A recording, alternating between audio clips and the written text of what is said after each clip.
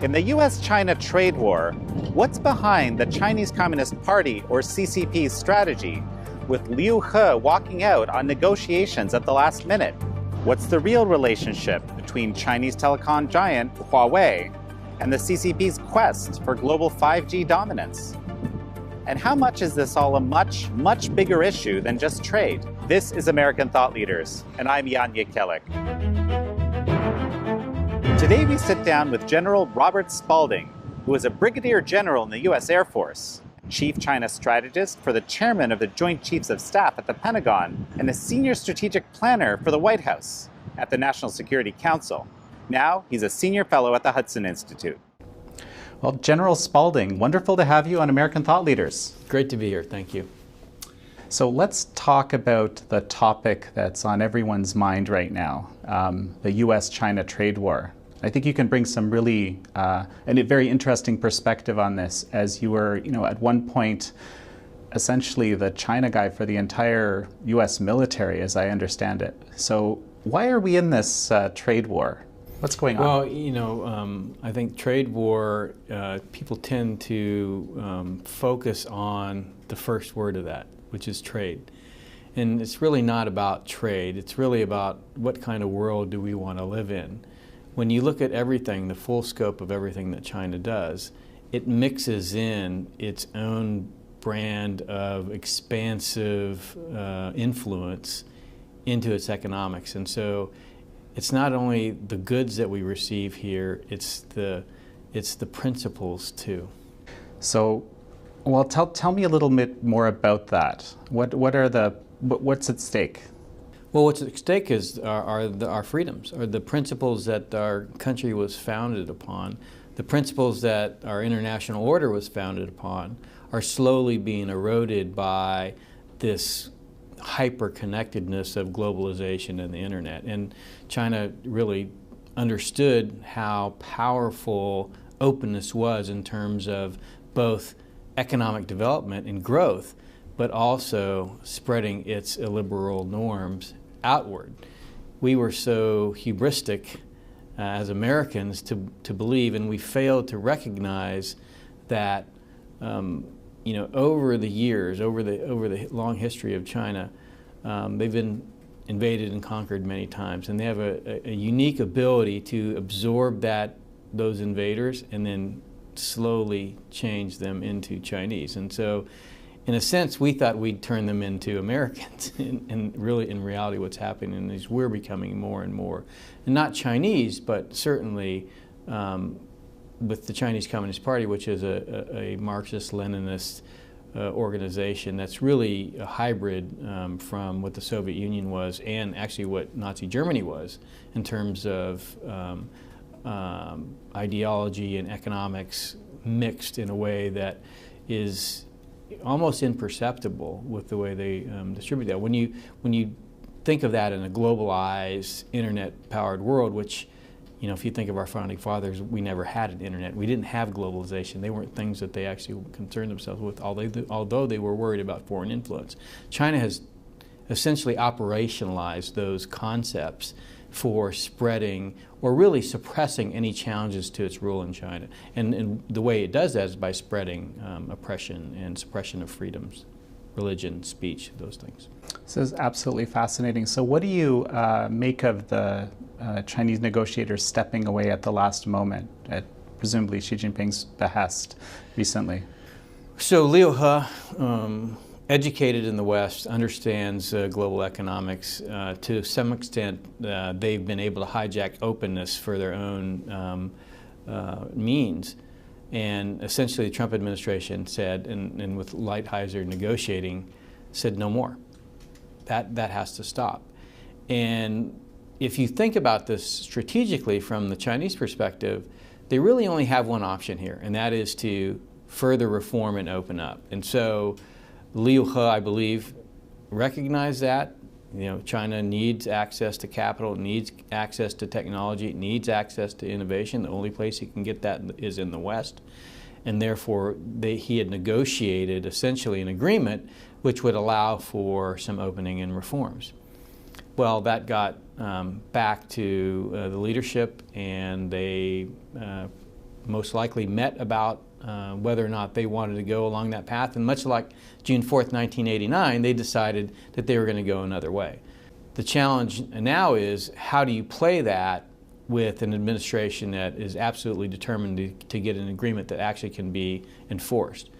In my opinion, the way you play that is to push the regime out that's your foe. And so I believe they're betting on they can put enough harm into the U.S. economy that the 2020 elections go to somebody else. Fascinating. So, we've been talking with some other folks that have been on the show, actually, how, on one hand, there's all this talk about Russia influencing the election in 2016, which it certainly did to some extent. But now we see China kind of in plain sight trying to influence the election by targeting specific regions where President Trump is vulnerable. Regions, industries. You look at the Foxconn factory in Wisconsin, you look at the natural gas agreement in West Virginia. Each one of these are means for putting hooks into local politics in those regions or states, and then by turning and saying, well, the president is making it very hard for us to continue these investments, many of which they never actually had any intention of ever following through with, then they can say, it's the president's fault that your economy is turning south. It's the president's fault that all these billions of dollars of promised investment aren't materializing.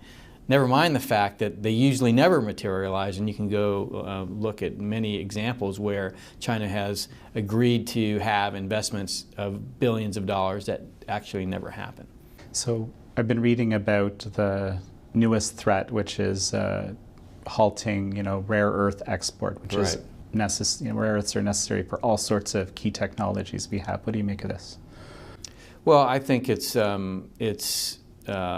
would be a terrible mistake on the part of the Chinese, and this is the problem. The Communist Party can't help itself.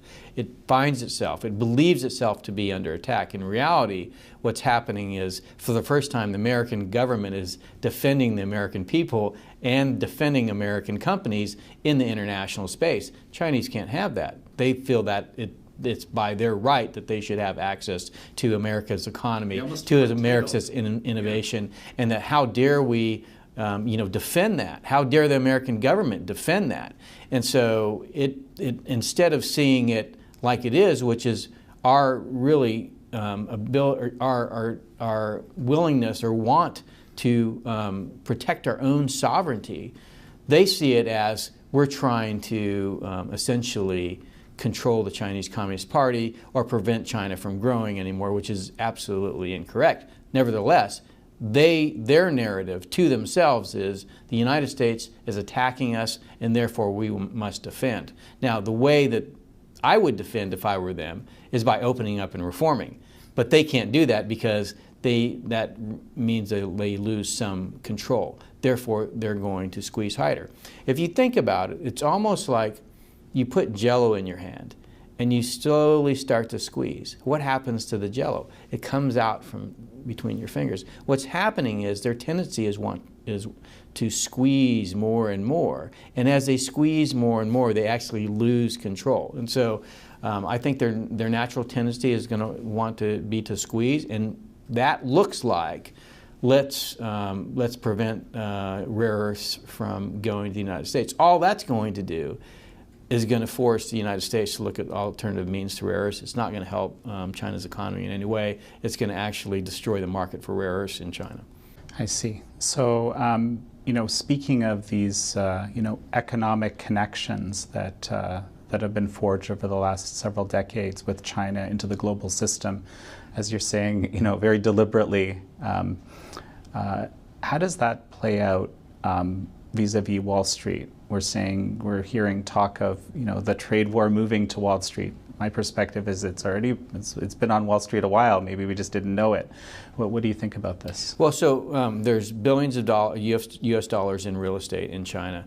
There are continuing flow of billions of dollars now into China's A shares, so they're into their stock market, the Shenzhen and the Shanghai stock market. Those are through American deposit receipts in Hong Kong. And so you have billions of U.S. dollars flowing into China at the same time that we're getting into this economic decoupling. And so And from a macro perspective, you would say, well, that doesn't make a lot of sense. Why would those billions of dollars be flowing into there? Well, because Wall Street is essentially selling the stocks and bonds for China into Western capital markets. Why? Because they make a fee on that. So that sounds like it makes it a lot more difficult for the administration to achieve its goal of getting a fair deal. Well, of course, if you think about it, if American retirement funds, so if your retirement, my retirement, are invested in China, then there's going to be a repercussion to your pension fund. And so, I think in some respects, the Chinese Communist Party and Wall Street are like this because it ties us closer together. It makes it more difficult for us to, enforce the rules of the road. So what's the play here for the administration then? If this is, I'm not clear how big this is. It sounds like it's billions of sizable. dollars, hundreds of billions of dollars. Right. Well, the play is enforce the rules. The rules say transparency is required for fiduciary responsibility for shareholders. That the SEC, FASB, the Financial Accounting Standards Boards, the PCAOB, the Auditing Board, all of them are required to actually look at the system and the companies that are in the system to make sure that they're actually portraying to the markets factual information. Of course, now you have China's law, which says, well, we can't actually share that information with you. So think about it. If you couldn't actually audit Intel, if you couldn't actually verify that their financial statements, that their 10Ks and their 10Qs were accurate, how do you know what you're investing in? Essentially, that's what you have for the entire Chinese stock market and bond sales. Yet we are selling those into the capital markets, and that's one of the ways that essentially China harnesses globalization. They actually need dollars, U.S. dollars, to grow their economy. They can't just grow it organically. Why? Because they need food, they need energy, they need resources to actually manufacture, to right. build infrastructure. They have to buy those in the international market using U.S. dollars because that's the settlement currency that Sure. those goods require. How do they get dollars? Well, they have been getting dollars by exporting their goods to the U.S. and other countries. Well, that's slowly coming to a halt as most of these corporations move their manufacturing outside of China because of the tariffs.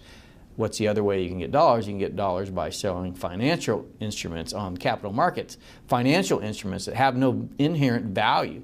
It used to be that if you were an investor, you could go and look at 10Ks and 10Qs and say, okay, if you look at all the cash on hand, if you look at all the assets of this company, my worst case on this valuation is X. And so I'm willing to invest knowing I have some kind of downside protection. If you recently, we had two companies in China that all of a sudden lost $6 billion. In other words, they were reporting to the market that they had $6 billion of cash on hand, and then all of a sudden they did a restatement and said, we don't know where that cash went. Now imagine if an American company just said, we just went and checked our bank account, and that $6 billion we were reporting to the market, it's not there.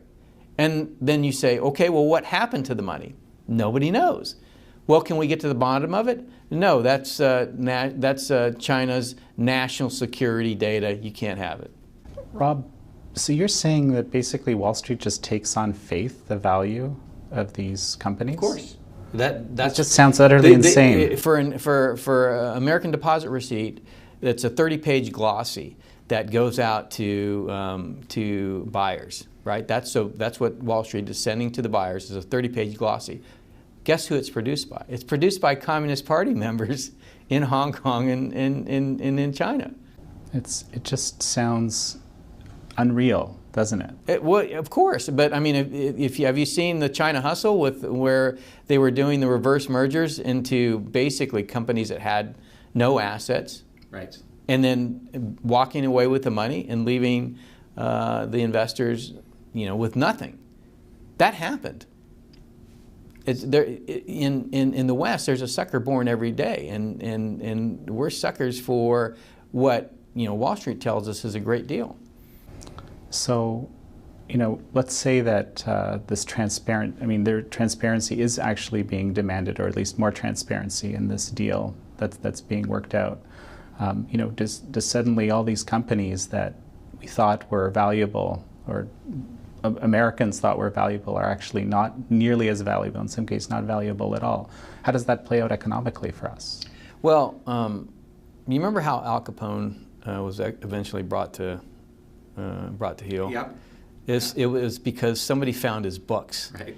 And not only found his books, but found the accountant that actually ran the books so he could translate the code of the books. Right? The problem with Chinese companies is you don't know what the books are. Even if you have the books, you can't trust that they're actually real. It's the entire nature of the way business is done in China currently. What China does is essentially ensure that within its own borders you can do pretty much anything you want as long as you don't challenge the Chinese Communist Party.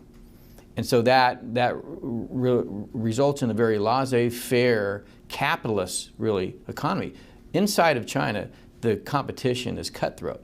But it also means you can get away with just about anything as long as you're not creating a problem for the Communist Party. That means that any rule of law or any fiduciary responsibility or any semblance of what we would consider to be an ability to do a fact-based assessment on an investment it's completely not available in China, and under the current regime will never be available. That is what's sold into the U.S. on the pretense that, well, it's just their economy's been growing at double-digit rates for many years, and now it's at 6.5%. That your money is going to be safe over there. And oh, by the way, because it's a totalitarian regime, that there's an implicit guarantee by the Chinese government that will protect your investment. Except banks are failing, companies are failing, they're failing to pay on their bonds. What was Venezuela before it was what it currently is today? It had assets that were owned by foreign companies doing well. Then what did they do? They seized all the assets, yep. Right? So remember I said the fist is tightening. As that fist gets tighter and tighter, I think one of the things that you can expect is that assets of Western companies are going to be the next to go.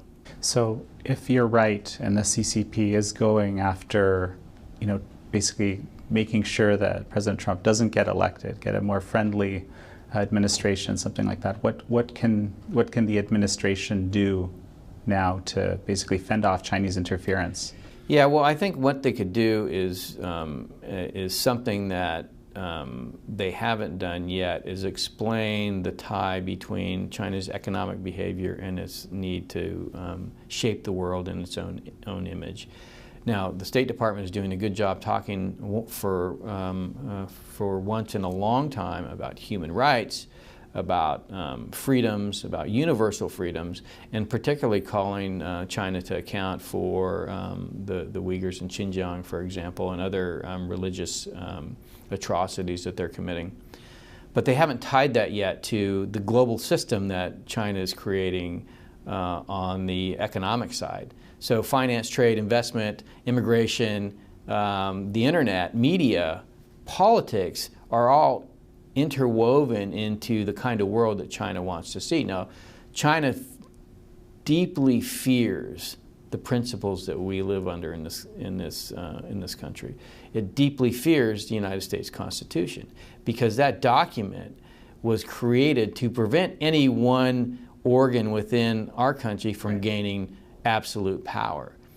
That idea is a knife in the heart of the Chinese Communist Party if it was ever established within the minds and hearts of the Chinese people. And so in order to protect itself, it must suppress those freedoms, not just in its own country, but abroad, because the Constitution is much more powerful than a person or a military. It's an idea. It's an idea that has shown time and time again that people generally want to be free.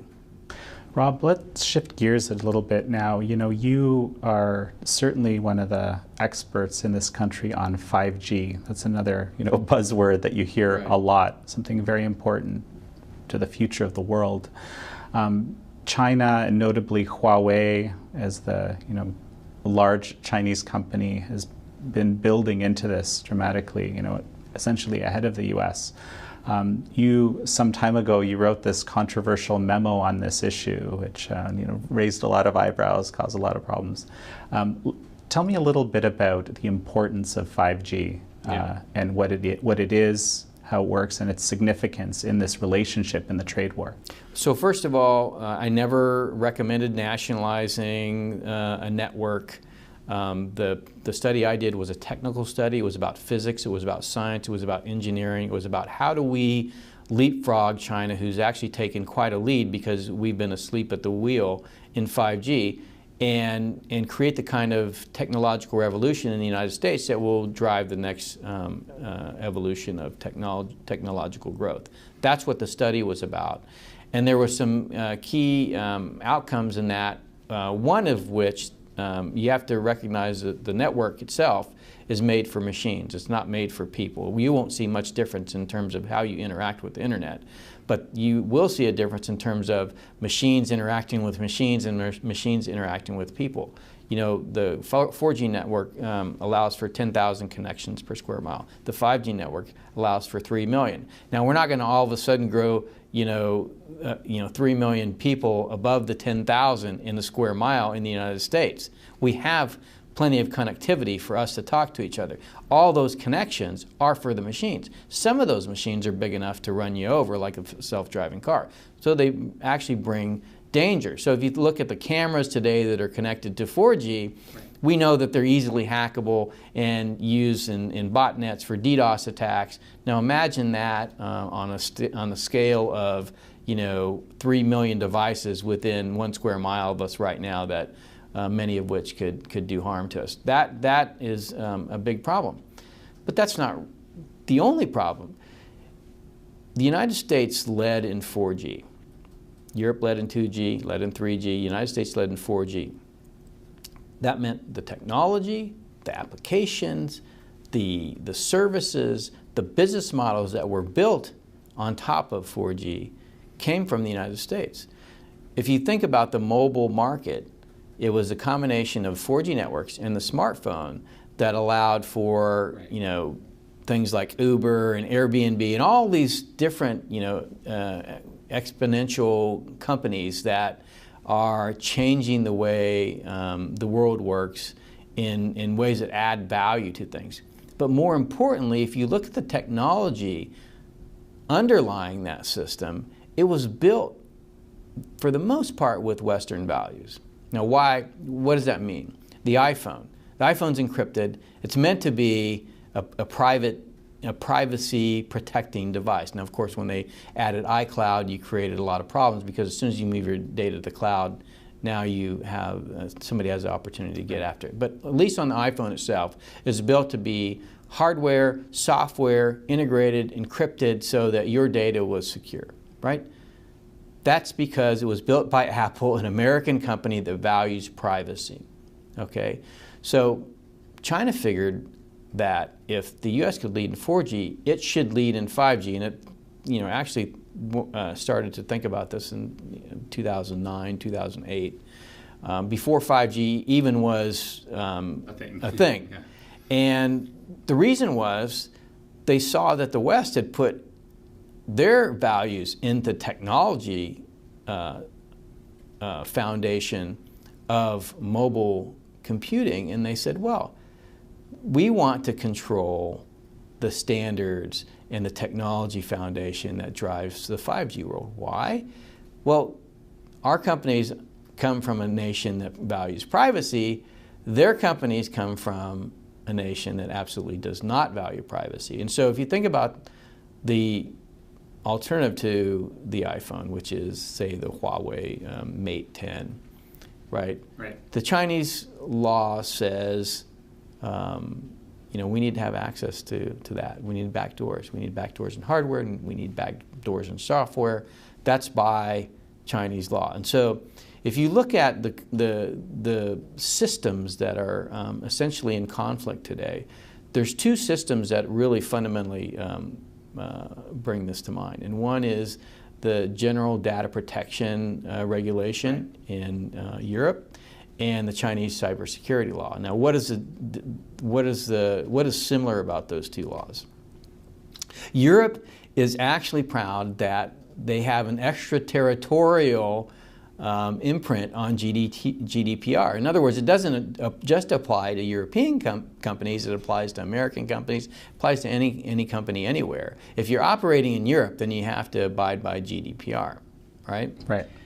Well, China also has its cybersecurity law. It also has extraterritoriality. In other words, anywhere that China's interests are, and especially if you have an economic or financial relationship with China, which its global champions do, then it has to have its ability to get into the back door. Essentially, it's full access it's for full the CCP. access. Right. So the problem with the world, it's advancing so much, and our connectivity through our digital lives is advancing so much, that our ability to create laws in the West has gone past our ability to actually enforce them in a digital space. In other words, GDPR is a law that is unenforceable in a digital sense, because if you look at it, the behavior that they were trying to stop is still going on. Google's still doing what it's doing, Facebook is still doing what it's doing. It's because it can't be enforced. China is building their enforcement mechanism in the technology.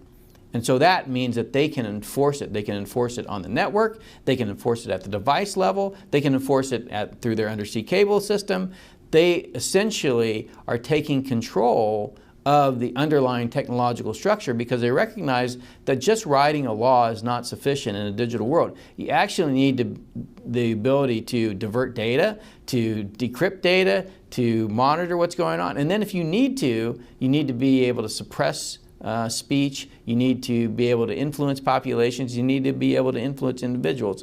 What more powerful way to do that than with a hyper-connected 5G system that allows you to have access to devices, that allows you to, your companies to be dominant in e-commerce, that allows your companies to be dominant in surveillance and reconnaissance like DJI and what's the video company?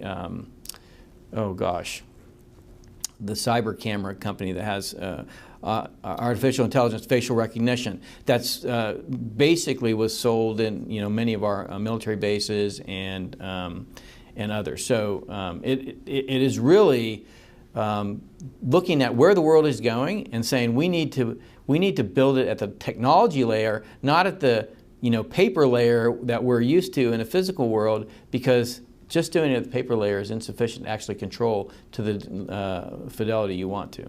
So this, I've often said to people that some of the biggest successes, in quotes, the Chinese Communist Party has had is in its propaganda efforts and the United Front work and so forth. Right.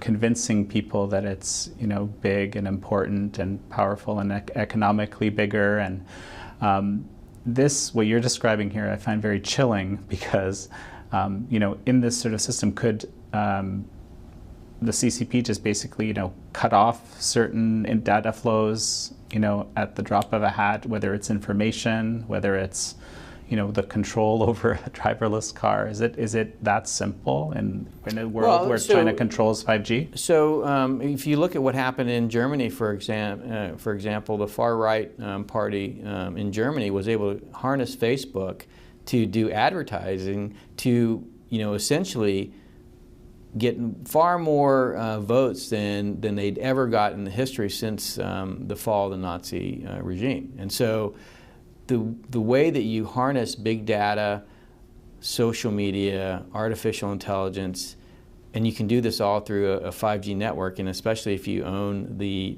infrastructure and the devices, now you have enormous opportunity to both have a fine level of detail. Your digital persona gives incredible insight to who you are as a person, what your interests are, what your motivations are, and in that, using that information with a purpose in mind, Amazon sales are going up, Facebook connections are going up, but in China, they're able to influence you in ways that actually leads to an outcome that's good for the state. So it's basically this, insanely in-depth research that Facebook would have or Google has on any one of us for using the internet, but basically weaponized by a totalitarian regime for its use. Right. If you think about it, GDPR is almost a swan song of liberal democracies, because it was going after the FANGs, Facebook, Amazon, Netflix, Google, right? The ability to actually prevent them from taking your data. What's coming up behind the FANGs? The BATs, the Baidus, the Alibabas, the Tencents. Now you can actually find Google and get a payment. That's possible because they are in a country that abides by rule of law. Follows the rules, right? Exactly, right. You can't find the BATs and get a payment because they live in a country, they exist in a country that doesn't follow rule of law. They follow rule by law. If you've seen any of the lawsuits that have gone against Chinese companies in the United States, they never collect. They're either settled out of court, or the plaintiff actually runs out of money trying to sue them because they actually have access to state coffers. So good luck for Europe ever getting any of the BATs to abide by GDPR. And more worrisome is if China has their 5G network, then it doesn't matter what GDPR says because they're going to have the back doors to do whatever they want with that data. Fascinating. So, the Trump administration recently banned Huawei, biggest telecom company in the world. What's the relationship between Huawei and the Communist Party of China? Well, it's the same relationship that any other company has that's from China, and that is the Chinese Communist Party has total control over the country, which means they have total control of the company. So you don't believe the leaders saying, hey, they can't tell me what to do? Yeah, Ren Zhengfei, I actually find it laughable when the head of Interpol can basically be sequestered without anybody knowing. Interpol has no idea. The entire international community is completely oblivious to what happened to the head of Interpol. Guess what? He got anti-corrupted. Do you think Ren Zhengfei can't be anti-corrupted, or anybody in China can't be essentially sequestered in a non-judicial way? Of course, that's their system. The sovereign in China is not the Chinese government. The People's Republic of China government is not the sovereign. The sovereign is the Chinese Communist Party. It's a challenge for countries to actually do business, diplomatic business, with China, because the decisions are actually made by the Communist Party. They are not made by the government. The government executes the decisions of the Chinese Communist Party. And so when the State Department goes over to meet with their counterparts in China, they're not actually meeting with the sovereign. Think about that. The sovereign here in the United States would be represented by the State Department. Right. But in China, that's not the case. It's actually represented by the Communist Party. And the Communist Party has its own constitution. And that constitution says the most important thing for the Communist Party is maintaining control of the Communist Party. So Huawei is ahead in 5G right now, substantially, arguably. And so what does America do? What does Europe do? What's your idea? Yeah, well, you have to go back to what I said about the network being for machines, and then realize that every decision we've made in technology to this point has been for resiliency, connectivity, and speed. Everything. And then afterwards, when people started hacking into things, we thought, oh, we need to add some security on top of that. Well, if you're at your foundational design decision, you say, I'm going to compromise security so that I can have speed, resiliency, and connectivity. Now you've got a problem in that any security you apply thereafter is just a patch job and is going to ultimately fail. And so what my study said was, in addition to, hey, we need to, how can we jump ahead of China in 5G, we need to go back, reverse every one of those decisions, since 5G is going to be such a proliferated technology. In other words, you're going to have connectivity just about everywhere if it's deployed correctly.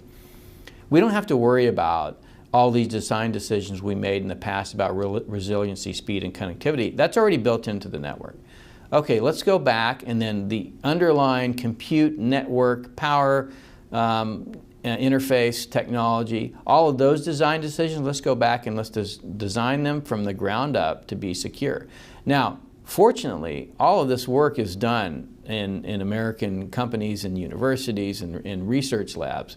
All it takes is for somebody to come together and put them together in a way that essentially fundamentally redesigns the internet. The internet was designed to be very mappable, to be very open, to be easily deciphered. That is not good if you want to actually have to secure your data. In other words, we would never allow Chinese tanks to be rolling down 435 on an afternoon in DC. We just wouldn't allow it to happen. So why do we allow the PLA to essentially roam our networks without license? Because we have no way to stop them, because we didn't design the network to prevent them from doing so. If you think about Alexander Hamilton when he was thinking about the country and, you know, we need an army, we need a navy, he understood. He didn't even think about space. He was thinking about air, sea, land. You know, we added space later. We completely created this digital environment. It's totally man-made, but we've never thought about how, in a societal sense, in a governance sense, how do we actually control that in a way that presents the same kind of values that the American people have come to grow and love over 240 years. You have to actually design that in the technology. You can't go and add an amendment to the Constitution and say, well, we want an internet that actually doesn't behave like the Wild West and allows all our adversaries to come in and influence us or take our intellectual property. You can't do that. You actually have to design it in the technology. And so that requires leadership by the government. Right now, we are essentially abdicating that leadership to the private sector. The private sector just wants to build the cheapest network so it can make profits on all the connectivity. And so our system currently doesn't incentivize a completely secure internet for the American people because we haven't yet essentially adapted or come to the realization that if we don't, then all of these precious freedoms that we've grown to know and love and cherish will just be taken from us, not because, you know, somebody's going to come in and invade with an army, because they're slowly going to be eroded, because our ability to understand what's going on is really going to be masked from us, because your phone knows more about you than you could even imagine. Now, where does that data go? That data goes essentially to the highest bidder. Think about this. The Second Amendment. The Second Amendment provides American citizens with the right to resist the government if it ever becomes oppressive. Now, if you live in a world where you don't know that you're being oppressed, or you don't know who's oppressing you, what good is a gun? Fascinating, Rob.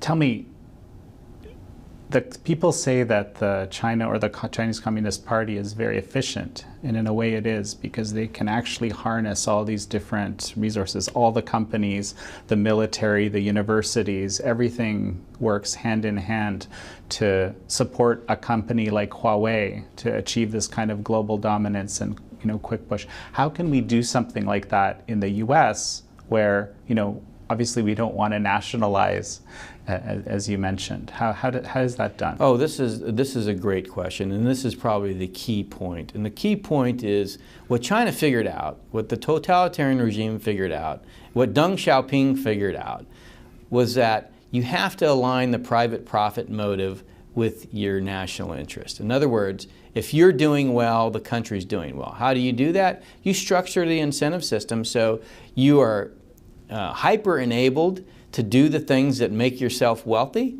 as long as you don't challenge the Communist Party. And so it's just about structuring the system around that. And so they've done that. The financial incentives, the market pull from China are the two of the biggest levers that they have in this. And because of our connectivity to that system, as I already discussed, in the financial area, in the trade area, in the investment area, in the immigration area, in the internet area, in the media area, they can also incentivize our own companies to be, to their private profit motive to be towards their national interests. Right. And so the answer really is, if you are so hyper-connected to a country that doesn't understand rule of law, doesn't understand private property, doesn't understand individual liberty, and doesn't understand sovereignty of the American people and the American nation, then you have to decouple. That's the only way that you can actually protect yourself. If you embrace China, you will lose. So what possibility then is there in having a trade agreement? What is this trade agreement going to look like? Well, before China made, we're not going to have a trade agreement now. It's not coming. It's not forthcoming. Okay. And it's not going to be forthcoming. China is waiting on the 2020 elections. That's what the Communist Party has decided. Before that decision was made, I expected we'd have a watered-down agreement that the president would basically sign, and then wait for the elections in 2020, and then turn around and say, okay, we're gonna renegotiate this.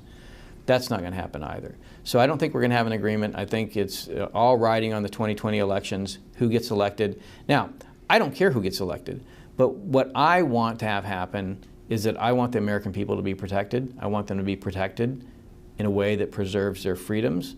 And whatever candidate does get elected, better understand that the most significant threat to our future prosperity and freedom is the Chinese Communist Party.